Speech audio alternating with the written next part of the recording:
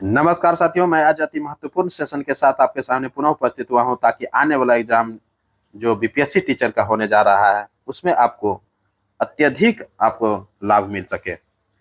तो एक एक क्वेश्चन पर आप विचार कीजिएगा और एक एक क्वेश्चन जो है आपको एग्जाम की सफलता दिलाएगा। तो फर्स्ट क्वेश्चन है, बंग भंग आंदोलन के बाद कौन सा आंदोलन शुरू हुआ था? बंग भंग आंदोलन के बाद कौन सा शुरू हुआ था आंदोलन? तो स्वदेशी आंदोलन हुआ था। कौन सा आंदोलन शुरू हुआ था? स्वदेशी आंदोलन हुआ था। बंग भंग आंदोलन कब हुआ था? 1905 ईस्वी में हुआ था। उसी समय जो है स्वदेशी आंदोलन भी प्रारंभ हो गया था। तो ये जो बंगाल विभाजन के विरोध में यह सब आंदोलन चल रहा था। बंग भंग आंदोलन हुआ, स्वदेशी आंदोलन हुआ, ये सब बंगाल विभाजन के विरोध में हुआ था। क्लियर हो गया होगा। तो बंगाल विभाजन कब हुआ था? बंगाल विभाजन का जो घोषणा हुआ था 19-20 जुलाई को हुआ था। 19 या 20 जुलाई को, ऐसे एकदम स्पष्ट रखिएगा। कहीं पर 19 जुलाई भी लिखता है, कहीं 20 जुलाई भी लिखेगा। 19 या 20 जुलाई को 1905 ईस्वी में बंगाल विभाजन का घोषणा हुआ था और इसी घोषणा के कारण जो है 16 अक्टूबर को यह जो है बंगाल विभाजन प्रभावी हो गया था। अर्थात बंगाल का विभाजन जो है 16 अक्टूबर 1905 ईस्वी से लागू हो गया था। इसी के विरोध में जो है बंग भंग आंदोलन शुरू हुआ और स्वदेशी आंदोलन भी बंग भंग के बाद शुरू हुआ था। क्लियर हो गया होगा, ऑप्शन बी हो जाएगा। और ये जो बंगाल विभाजन का जो प्रक्रिया था ये लॉर्ड कर्जन ने किया था। क्लियर, कर्जन ने ये बंगाल विभाजन किया था। नेक्स्ट क्वेश्चन देखते हैं, बहुजन समाज का संस्थापक कौन था? बहुजन समाज का संस्थापक जो थे ये कौन थे?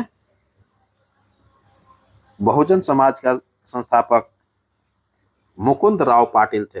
कौन थे? मुकुंद राव पाटिल थे। ऑप्शन क्या हो जाएगा? ऑप्शन सी हो जाएगा, मुकुंद राव पाटिल।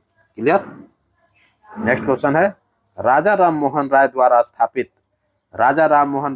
स्थापित प्रथम संस्था कौन था? राजा राम द्वारा जो स्थापित प्रथम संस्था था वो आत्मीय सभा था, जो इसका स्थापना जो है 1815 ईस्वी में किया था। जिसका स्थापना क्या किया था? 1815 ईस्वी में किया था। ऑप्शन क्या हो जाएगा? सी हो जाएगा। जबकि ब्रह्म समाज का स्थापना जो है 1828 ईस्वी में किया था। ब्रह्म समाज का स्थापना कब किया था? 1828 ईस्वी। ये जो ब्रह्म समाज है, ब्रह्म समाज का नाम सुने होंगे।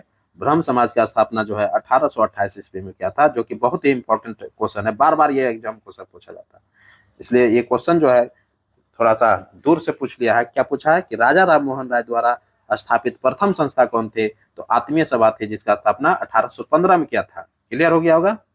जबकि तत्वबोधनी सभा का जो स्थापना किया था 1839 ईस्वी में देवेंद्रनाथ टैगोर ने किया था। किसने किया था? देवेंद्रनाथ ठाकुर ने किया था। राजा राम ये तत्वबोधनी सभा की स्थापना। देवेंद्रनाथ ठाकुर कौन थे? तो रविंद्रनाथ टैगोर के ये पिताजी थे। क्लियर हो गया होगा।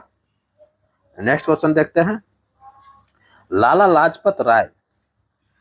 लाजपत राय ने अपना राजनीतिक गुरु किसे माना था? देखिए बहुत इंपॉर्टेंट क्वेश्चन है।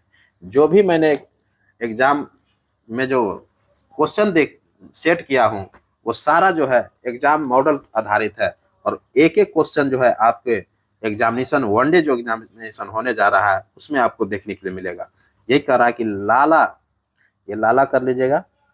लाला लाजपत राय ने अपना राजनीतिक गुरु किसे माना था? तो लाला लाजपत राय जो है मैजनी को अपना राजनीतिक गुरु मानते थे। किसको मानते थे? मैजनी को। ऑप्शन सी हो जाएगा। नेक्स्ट क्वेश्चन है, बेलेजली के सहायक संधि को स्वीकार करने वाला, देखिए यहाँ थोड़ा सा टाइपिंग करने में मिस्टेक कर दिया है, स्वीकार करने वाला लिख लीजिएगा, स्वीकार करने वाला। कहता कि बेलेजली के सहायक संधि को स्वीकार करने वाला पहला मराठा सरदार कौन था? बेलेजली का जो सहायक संधि स्वीकार किया गया था वह पहला मराठा जो था पेशवा बाजीराव द्वितीय था। कौन थे? पेशवा बाजीराव द्वितीय थे। ऑप्शन ए हो जाएगा। क्लियर। तो बेलेजली का सहायक संधि को स्वीकार करने वाला पहला मराठा जो थे पेशवा बाजीराव द्वितीय थे। ऑप्शन ए हो जाएगा। नेक्स्ट क्वेश्चन है, किसने बंगाल में द्वैध शासन प्रणाली को समाप्त कर दिया था। द्वैध शासन प्रणाली का जो व्यवस्था लाया था वो क्लाइव ने लाया था। कौन लाया था? क्लाइव ने लाया था। और इसको जो है समाप्त किसने कर दिया? वारेन हेस्टिंग ने समाप्त किया था। ध्यान में रखिएगा, बंगाल में द्वैध शासन का व्यवस्था जो लाया था क्लाइव ने लाया था और वारेन हेस्टिंग इसको समाप्त कर दिया था। क्लियर? नेक्स्ट क्वेश्चन है, पुर्तगाली उपनिवेश का प्रथम वायसराय भारत में कौन हुआ? पुर्तगाली उपनिवेश का प्रथम वायसराय जो है भारत में कौन हुआ था? तो अल्मीड़ा हुआ था। कौन हुआ था? अल्मीड़ा हुआ था। ऑप्शन क्या हो जाएगा? ऑप्शन बी हो जाएगा। नेक्स्ट क्वेश्चन है, भारत सेवक समाज की स्थापना किसने किया था? भारत सेवक समाज की स्थापना जो है ये गोपाल कृष्ण गोखले ने किया था। कौन किया था? ऑप्शन बी हो जाएगा, गोपाल कृष्ण गोखले ने किया था भारत सेवक समाज। क्लियर?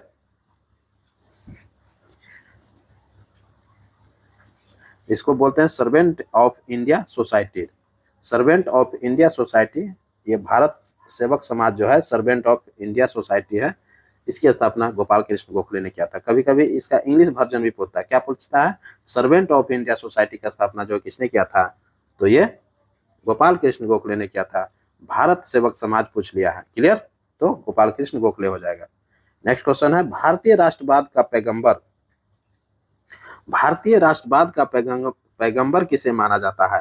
भारतीय राष्ट्रवाद का पैगंबर राजा राम मोहन राय को माना जाता है। किसको माना जाता है? राजा राम मोहन राय को माना जाता है। ये ऑप्शन ए हो जाएगा। क्लियर? नेक्स्ट क्वेश्चन है, किस गवर्नर जनरल पर महाभियोग का मुकदमा चलाया गया था? देखिए, एक एक क्वेश्चन जो है आपको इस तरह आपको महसूस होगा, जब आप वीडियो देखने लगेगा तो आपको संतुष्टि होगा कि हाँ, एग्जाम में यही सब क्वेश्चन पूछा जाता है। क्योंकि आप प्रीवियस ईयर का जब क्वेश्चन उठा के देखिएगा तो सारा क्वेश्चन इसी मॉडल में रहता है दोस्तों। तो किस गवर्नर जनरल पर महाभियोग का मुकदमा चलाया गया था? तो वारेन हेस्टिंग पर चलाया गया था। किस पर चलाया गया था? वारेन हेस्टिंग पर चलाया गया था। ऑप्शन सी हो जाएगा। नेक्स्ट क्वेश्चन है, भारत में फ्रांसीसी ने अपना पहला कारखाना कहाँ खोला था? भारत में फ्रांसीसियों ने अपना पहला कारखाना जो है सूरत में खोला था। कहाँ खोला था? सूरत में खोला था। ऑप्शन सी हो जाएगा।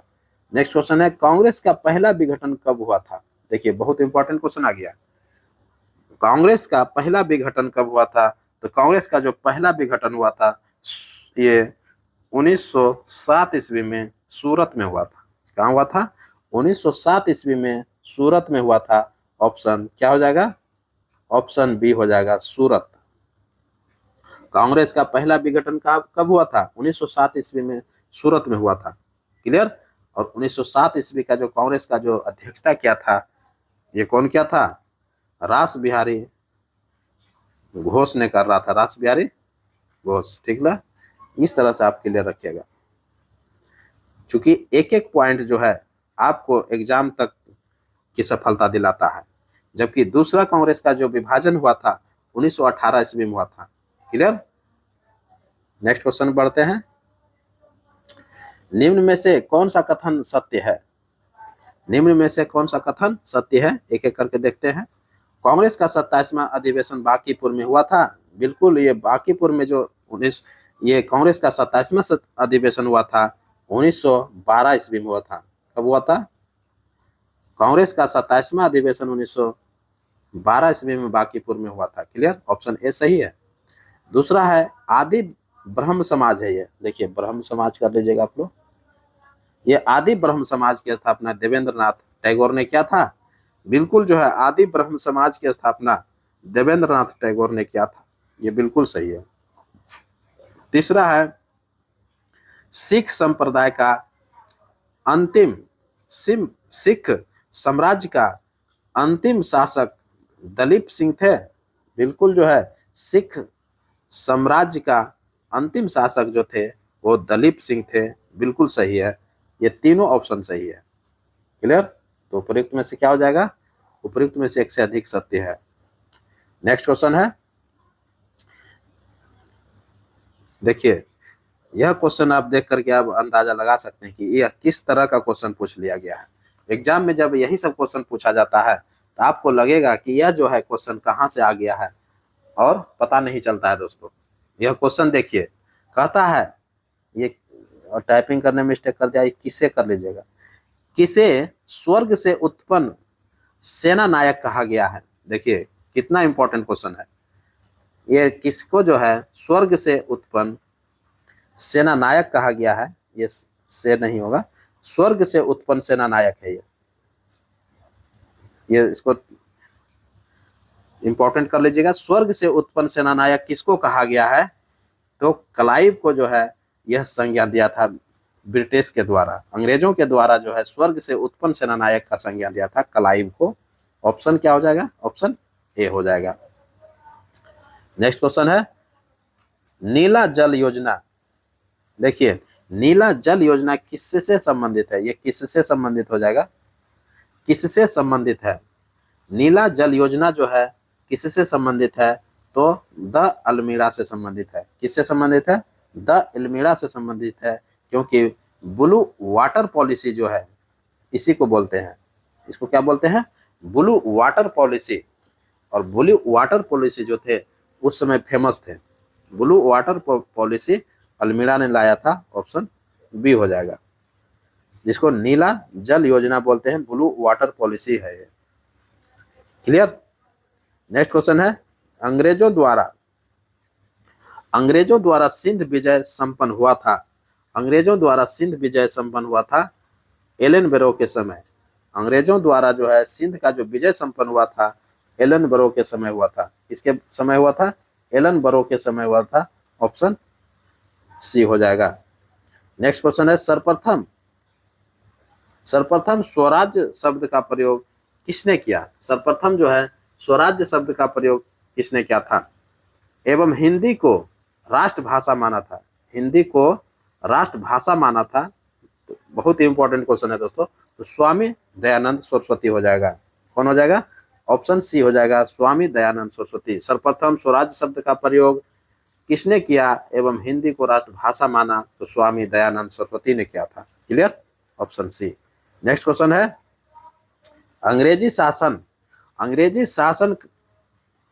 शासन काल में भारत का कौन सा क्षेत्र अफीम उत्पादन हेतु प्रसिद्ध था।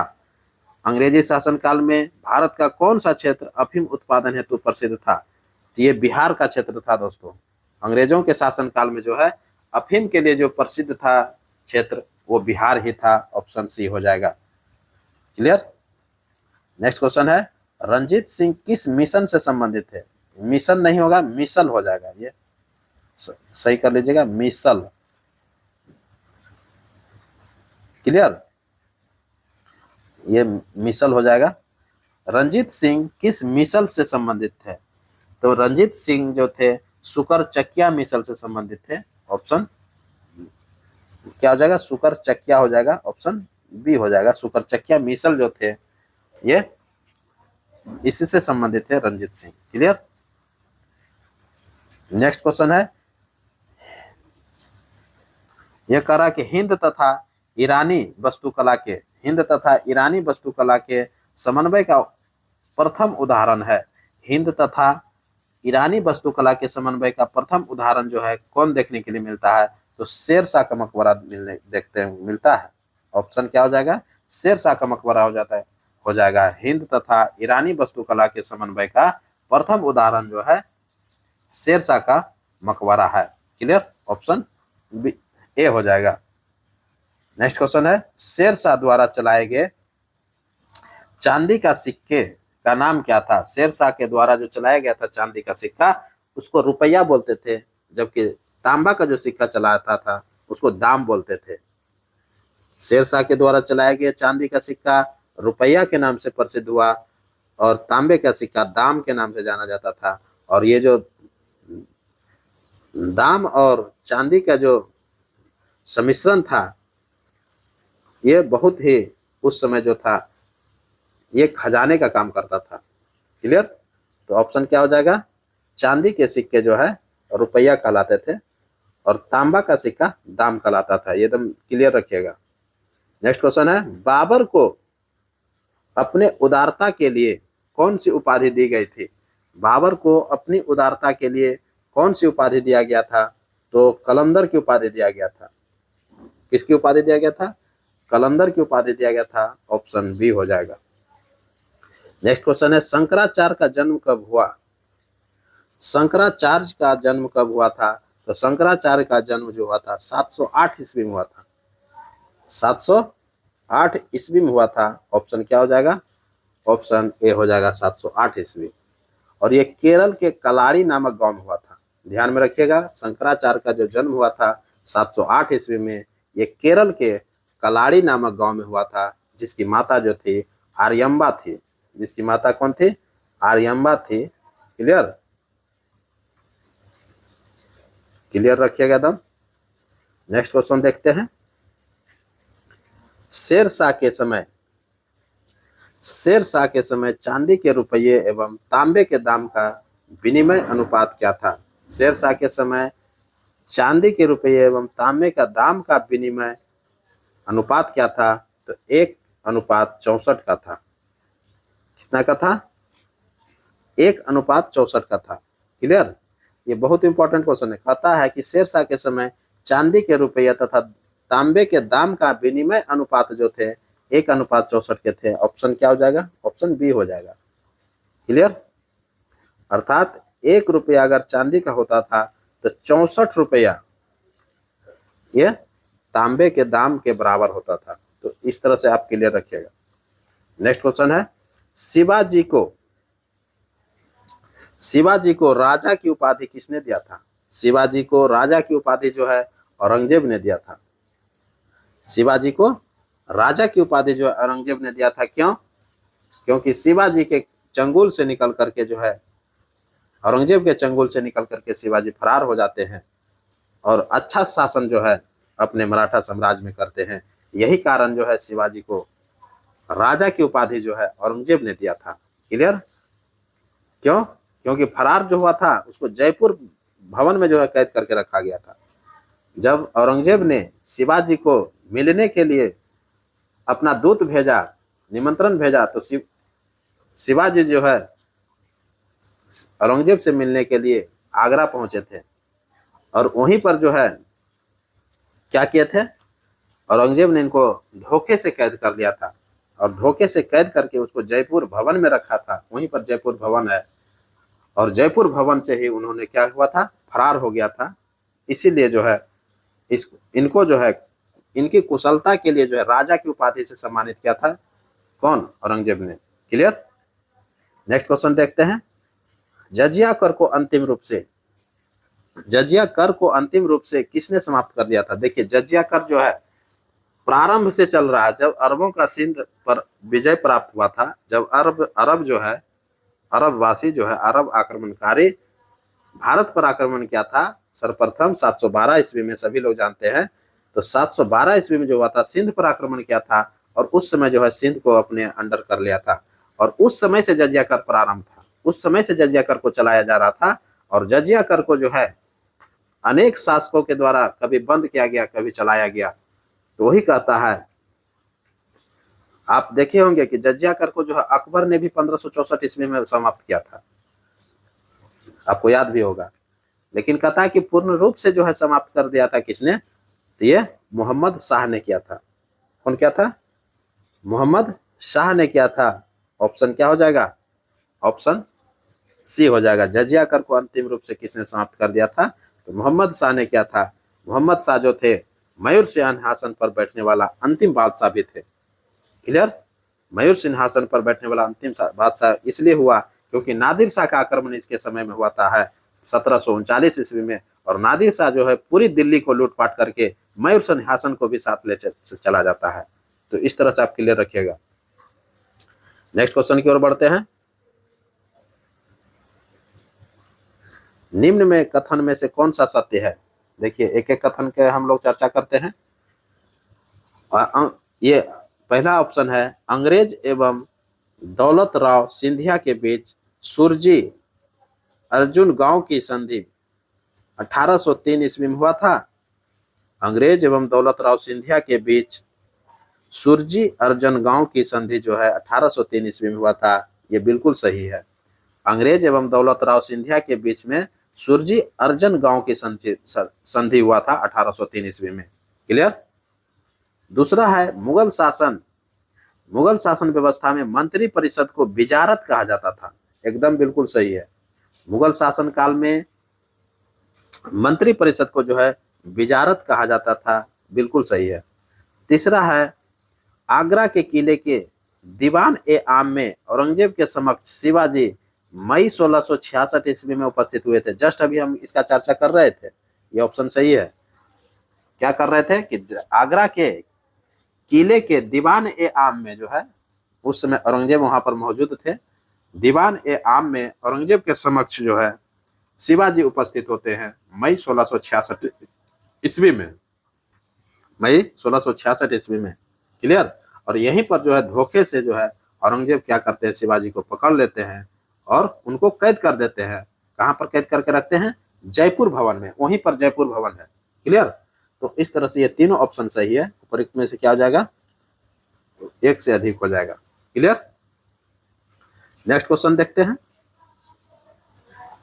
नेक्स्ट क्वेश्चन है औरंगजेब ने सर्वप्रथम 1679 ईस्वी में कहां जजिया कर वसूली का आदेश दिया था? देखिए औरंगजेब जो है जजिया कर जो है लगाया था और ये कहता है कि सर्वप्रथम जो है जजिया कर का जो वसूली का आदेश दिया था वो कहां दिया था?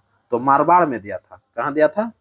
मारवाड़ में दिया था। ऑप्शन सी हो जाएगा। 1679 ईस्वी में जजिया कर का औरंगजेब ने प्रारंभ किया था और पहली बार जो वसूली किया था मारवाड़ से किया था। क्लियर।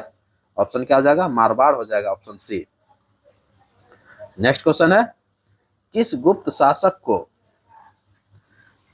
शासक को दामोदर पुत्र ताम्रपत्र में, देखिए बहुत इंपॉर्टेंट क्वेश्चन है ये, कह रहा है क्वेश्चन, कहता है कि किस गुप्त शासक को दामोदर पुत्र ताम्रपत्र में, दामोदर